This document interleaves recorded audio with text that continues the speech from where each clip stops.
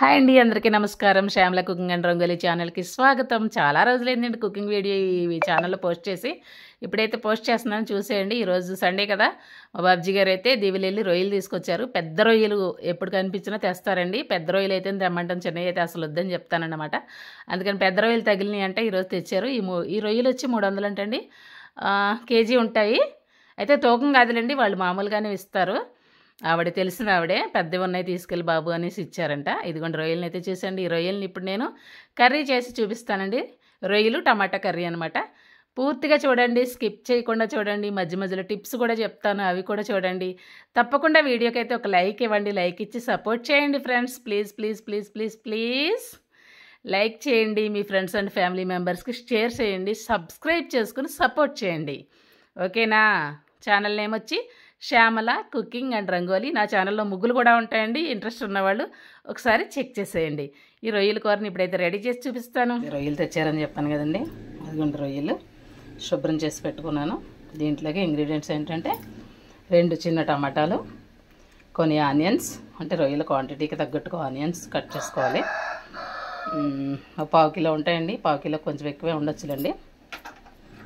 ఇది ఓన్లీ అల్లం వెల్లుల్లి, ఇది చెక్క లవంగాలు, యాలకులు, గసగసాలు, ధనియాలు, జీలకర్ర, కొంచెం మిరియాలు, కొంచెం ఎండు కొబ్బరితో చేసిన పేస్ట్ అనమాట. మీకు టేస్ట్ తగ్గట్టుగా మీకు మసాలాలు ఎక్కువ వేసుకోవచ్చు, లేదంటే తక్కువ వేసుకోవచ్చు. అదంతా మీ ఇష్టమేనమాట. ఇప్పుడైతే మనం కర్రీ ప్రాసెస్లోకి అయితే వెళ్ళిపోదాం. ఇదిగోండి స్టవ్ వెలిగించి ఆల్రెడీ పెట్టుకున్నాను. ఇప్పుడు మనం దీంట్లో ఆయిల్ వేసుకుందాం. ఒక 5 స్పూన్స్ పడుతుందండి, ఎందుకంటే స్పూన్ చూడండి మీరు. ఉంది ఆనియన్స్ వేగాలి కదా, ఆయిల్ అయితే పడుతుంది. ఆనియన్స్ కూడా అదిగోండి పెద్దవైతే ఒక 5 ఉల్లిపాయలు ఉంటాయండి. ఇవి బాగా చిన్నవి. ఈసారి ఎందుకో మరి చిన్న తెచ్చారు మా బాబ్జీ గారు. ఒక 10-12 ఉల్లిపాయలు అయితే నేను కట్ చేస్తాను అనమాట. ఒక 5 పచ్చిమిరపకాయలు చీలికలు చేసుకున్నాను. ముందు ఇవి అయితే మనం వేసేసుకుందాం. ఇది పెట్టింది కదా, ఇప్పుడు ఆనియన్స్ వేసేసుకుందాం. ఇవిగండి ఆనియన్స్ అయితే వేసేస్తాను కదా, ఇవి బాగా బ్రౌన్ కలర్ వచ్చేంత వరకు వేగించుకోవాలన్నమాట. అప్పుడు ఎంత క్వాంటిటీ ఉండదులేండి, తగ్గిపోతుంది. ఈ మాత్రం క్వాంటిటీ లేకపోతే మళ్ళీ ఇంట్లో మేము 4 ఉన్నాం కదా. ఈరోజు మా ప్రవీణ్ ఒక గెస్ట్ని కూడా తీసుకొస్తానన్నాడు అనమాట. 5 మెంబర్స్కి కర్రీ సరిపోవాలంటే ఈ మాత్రం క్వాంటిటీ ఉండాలి. అలా అని కాదులేండి, రొయ్యలను బట్టే క్వాంటిటీ ఉంటుంది. మరి ఎక్కువ ఆనియన్స్ వేసుకున్నా బాగోదు, కానీ ఇవైతే కరెక్ట్గా సరిపోతాయండి ఆ రొయ్యలకి. చూస్తారు కదా, కర్రీ అయ్యేలోపు మీకే తెలుస్తుంది. ఆనియన్స్ అయితే మ్యాక్సిమం మగ్గిపోతున్నాయి అనమాట. ఇప్పుడు దీంట్లో మనం టమాటా యాడ్ చేసుకుందాం. టమాటాలు కూడా కొంచెం మెత్తపడేటప్పుడు మనం రొయ్యలు యాడ్ చేసుకుందాం. దీంట్లో కొంచెం సాల్ట్ కూడా యాడ్ చేస్తాను నేను, కొంచెం బాగా మెత్తపడతాయి అనమాట. ఈ కర్రీకి వచ్చి ఇలా 2 స్పూన్లు అయితే పడుతుందండి నాకు. వేసేసుకున్నాను. కొంచెం ఫ్లేమ్ తగ్గించి మూత పెట్టేస్తే త్వరగా మగ్గుతాయి అనమాట. ఆనియన్స్ టమాటా మగ్గుతున్నాయి. ఆనియన్స్ టమాటా మగ్గుతున్నాయి కదండి. ఇవి మెత్తబడిన తర్వాత మనం రొయ్యలని అయితే యాడ్ చేసుకోవాలన్నమాట.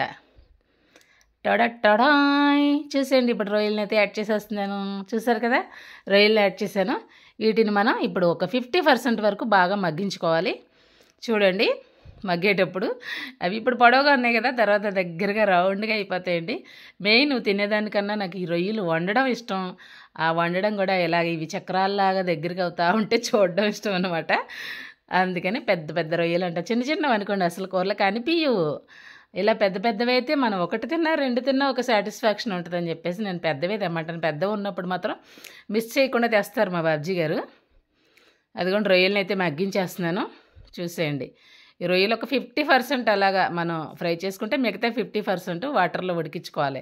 లేదంటే మళ్ళీ మరీ ఎక్కువ మగ్గిపోయినా మనకి ఏమంటే రబ్బర్ ముక్కల్లాగా తయారవుతాయి అన్నమాట. కొంచెం పెద్ద రొయ్యలు కదండి, ఉడకాలి బాగా, లోపలికంటా ఉడకాలి. అందుకనేసి 50% మగ్గించుకోవాలి, 50% ఉడికించుకోవాలన్నమాట. ఇదనమాట ఈ రొయ్యల కర్రీ ప్రాసెస్. ఇప్పుడు రొయ్యలు కూడా మగ్గినాయి కదా, ఆయిల్ వదిలేస్తుంది. ఇప్పుడు మనం అల్లం వెల్లుల్లి పేస్ట్ని యాడ్ చేసుకుందామండి. ఒక 2 స్పూన్స్, బిగ్ స్పూన్సే. స్పూన్ చిన్నదేనంటే కొంచెం ఎక్కువ వేస్తున్నాను కదా. 2 స్పూన్స్ అయితే అల్లం వెల్లుల్లి పేస్ట్ ఖచ్చితంగా పడుతుంది దీంట్లో. ఇప్పుడు బాగా దీన్ని మగ్గించుకొని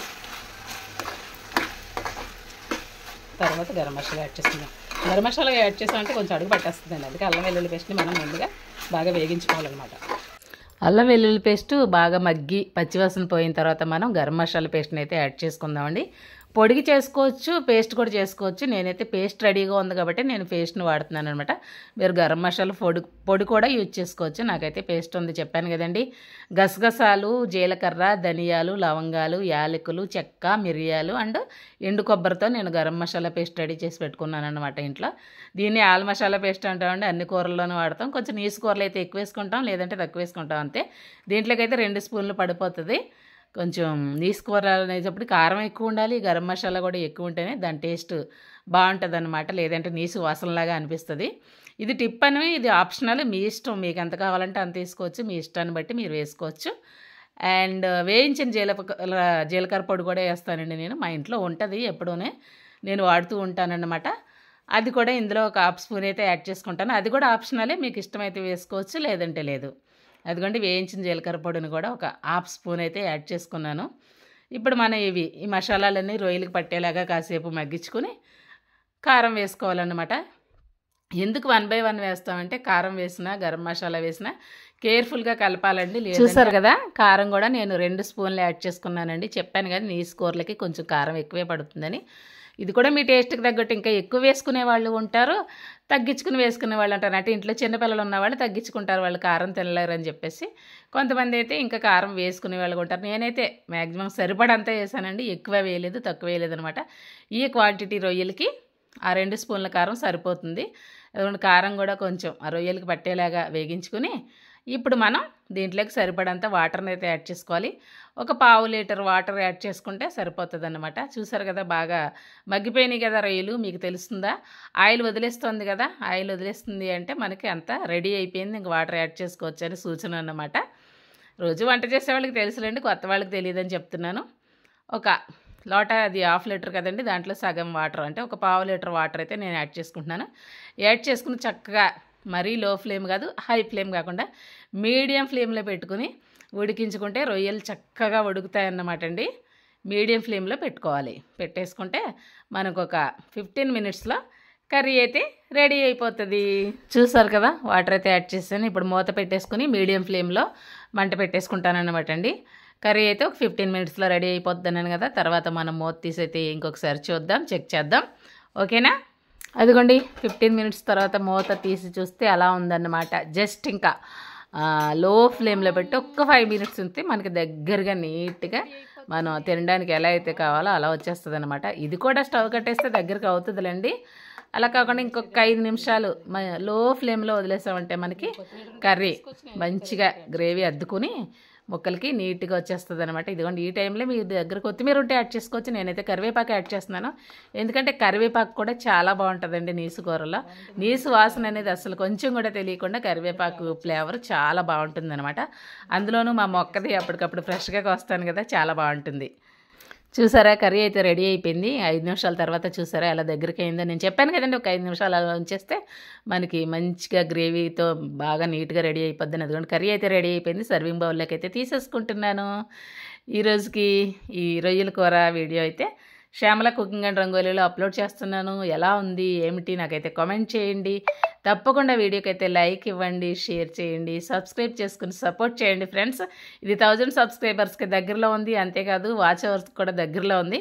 అందుకే ప్లీజ్ అందరూ చూడండి, పూర్తిగా చూడండి, స్కిప్ చేయకుండా చూడండి, సపోర్ట్ చేయండి. Bye bye. అబ్బా ఎంత ఎమ్మీగా ఉందో కదా రొయ్యల కూర, ఎప్పుడెప్పుడు తినేస్తానా అనిపిస్తుంది. ఓకేనా, బాయ్ మరి. థ్యాంక్ యూ సో మచ్ అండి, ఎంతసేపు ఓపికగా చూసినందుకు.